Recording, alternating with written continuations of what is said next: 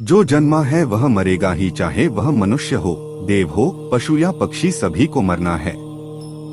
ग्रह और नक्षत्रों की भी आयु निर्धारित है और हमारे इस सूर्य की भी। पुनर्जन्म की धारणा सिर्फ भारत के धर्मों में ही पाई जाती है, जबकि पश्चिम के धर्म इस सिद्धांत को नहीं मानते हैं। परंतु सवाल यह है कि क्या मृत्यु के बाद पुनर्जन्म मिलता है और पुनर्जन्म आखिर होता क्या है? पहला रहस्य, 30 सेकंड में अगला जन्म।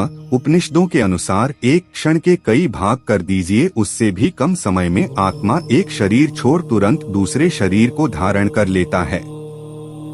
यह सबसे कम समयावधि है। सबसे ज्यादा समयावधि है 30 सेकंड। परंतु पुराणों के अनुसार यह समय लंबा की हो सकता है, 3 दिन, 13 दिन, सवा माह या सवा साल। इससे ज्यादा जो आत्मा नया शरीर धारण नहीं कर पाती है, वह मुक्ति हेतु धरती पर ही भटकती है, स्वर्गलोक चली जाती है, पितृलोक चली जाती है या अधोलोक में गिरकर समय गुजारती है। दूसरा रहस्य, प्राणवायु से जुड़ा संबंध। सूक्ष्म शरीर को धारण किए हुए आत्मा का स्थूल शरीर के साथ बार बार संबंध टूटने और बनने को पुनर्जन्म कहते हैं। इसका उत्तर जन्म के उत्तर में ही छिपा हुआ है। दरअसल सूक्ष्म शरीर और स्थूल शरीर के बीच जो प्राणों का संबंध स्थापित है, उसका संबंध टूट जाना ही मृत्यु है और उसका जुड़ जाना ही पुनर्जन्म है। तीसरा रहस्य, मुक्त जरूरी। कर्म और पुनर्जन्म एक दूसरे से जुड़े हुए हैं। कर्मों के फल के भोग के लिए ही पुनर्जन्म होता है तथा पुनर्जन्म के कारण फिर नए कर्म संग्रहित होते हैं। इस प्रकार पुनर्जन्म के 2 उद्देश्य हैं। पहला यह कि मनुष्य अपने जन्मों के कर्मों के फल का भोग करता है, जिससे वह उनसे मुक्त हो जाता है। दूसरा यह कि इन भोगों से अनुभव प्राप्त करके नए जीवन में इनके सुधार का उपाय करता है, जिससे बार बार जन्म लेकर जीवात्मा विकास की ओर निरंतर बढ़ती जाती है तथा अंत में अपने संपूर्ण कर्मों द्वारा जीवन का क्षय करके मुक्तावस्था को प्राप्त होती है। चौथा रहस्य, दूसरे जन्म की जाति पुनर्जन्म के बाद मिलती है, कौन सी योनि यह सभी सोचते होंगे। जन्म को जाति भी कहा जाता है, जैसे उदाहरणार्थ वनस्पति जाति, पशु जाति, पक्षी जाति और मनुष्य जाति। कर्मों के अनुसार जीवात्मा जिस शरीर को प्राप्त होता है वह उसकी जाति कहलाती है। यदि अच्छे कर्म किए हैं तो कम से कम मनुष्य से नीचे की जाति नहीं मिलेगी। बुरे कर्म किए हैं तो कोई गारंटी नहीं। पांचवा रहस्य, पुनर्जन्म पर शोध। गीता प्रेस गोरखपुर ने भी अपनी एक किताब परलोक और पुनर्जन्मांक में ऐसी कई घटनाओं का वर्णन किया है जिससे पुनर्जन्म होने की पुष्टि होती है। वेदमूर्ति तपोनिष्ठ पंत श्रीराम शर्मा आचार्य ने एक किताब लिखी है, पुनर्जन्म एक ध्रुव सत्य। इसमें पुनर्जन्म के बारे में अच्छी विवेचना की गई है।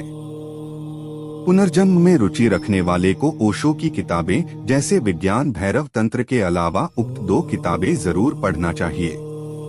ओशो रजनीश ने पुनर्जन्म पर बहुत अच्छे प्रवचन दिए हैं। उन्होंने खुद के भी पिछले जन्मों के बारे में विस्तार से बताया है। इसी प्रकार बेंगलुरु की national institute of mental health and neuro sciences में क्लिनिकल साइकोलॉजिस्ट के रूप में कार्यरत डॉक्टर सतवंत पसरिया द्वारा इस विषय पर शोध किया गया था। उन्होंने अपने इस शोध को एक किताब का रूप दिया जिसका नाम है ग्लिम्स ऑफ रीइंकार्नेशन रू empirical study of cases in India's. इस किताब में 1973 के बाद से भारत में हुई 500 पुनर्जन्म की घटनाओं का उल्लेख मिलता है।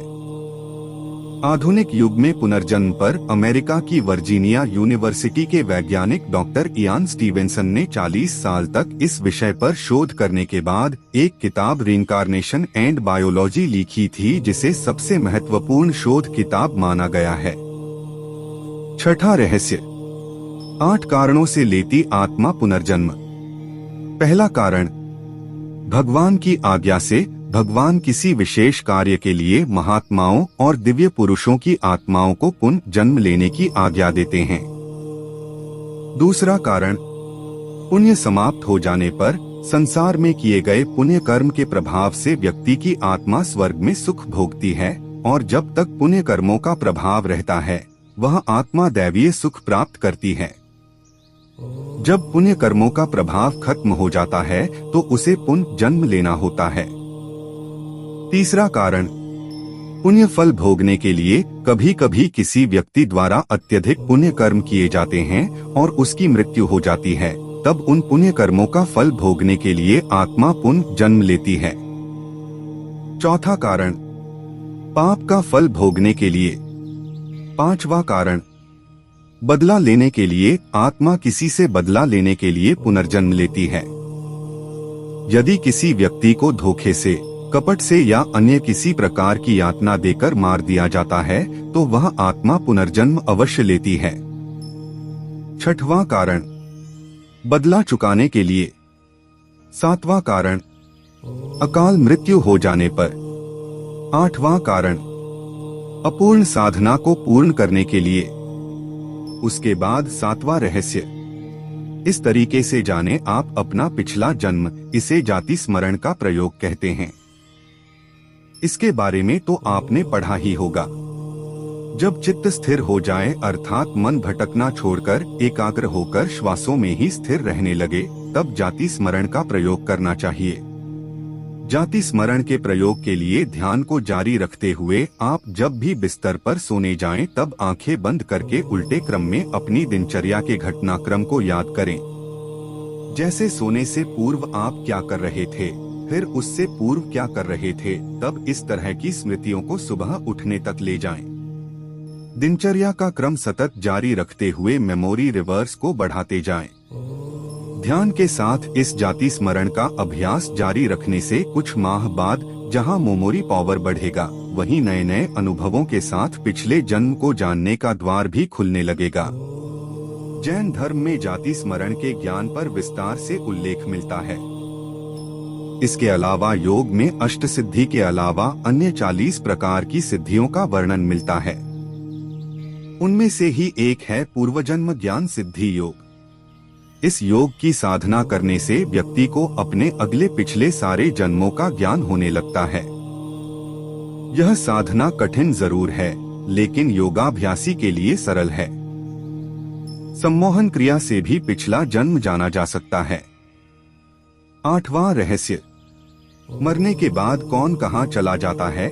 यजुर्वेद में कहा गया है कि शरीर छोड़ने के पश्चात जिन्होंने तपध्यान किया है वे ब्रह्मलोक चले जाते हैं, अर्थात ब्रह्मलीन हो जाते हैं। कुछ सत्कर्म करने वाले भक्तजन स्वर्ग चले जाते हैं। स्वर्ग अर्थात वे देव बन जाते हैं।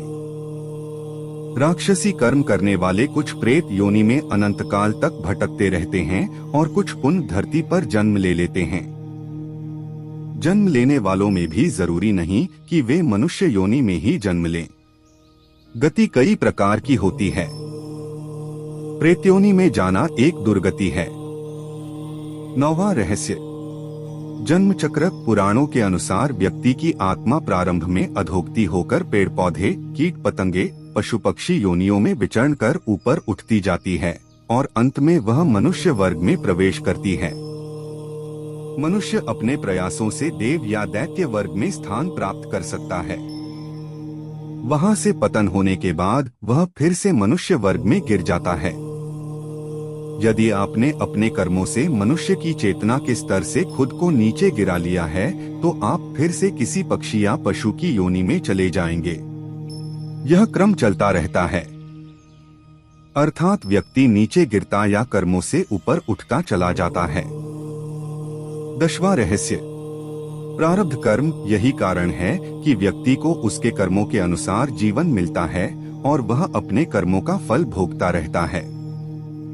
यही कर्मफल का सिद्धांत है। प्रारब्ध का अर्थ ही है कि पूर्व जन्म अथवा पूर्व काल में किए हुए अच्छे और बुरे कर्म जिसका वर्तमान में फल भोगा जा रहा हो।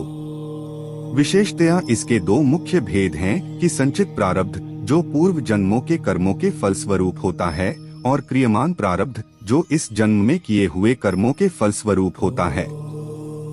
इसके अलावा अनिच्छा प्रारब्ध, परेच्छा प्रारब्ध और स्वेच्छा प्रारब्ध नाम के 3 गौण भेद भी हैं। प्रारब्ध कर्मों के परिणाम को ही कुछ लोग भाग्य और किस्मत का नाम दे देते हैं। पूर्व जन्म और कर्मों के सिद्धांत को समझना जरूरी है। तो दोस्तों, यहाँ तक बने रहने के लिए आपका शुक्रिया। अगर आपको हमारी वीडियो अच्छी लगी हो तो हमारे YouTube चैनल सनातनी ज्ञान को सब्सक्राइब कीजिए। तो चलिए मिलते हैं नेक्स्ट वीडियो में।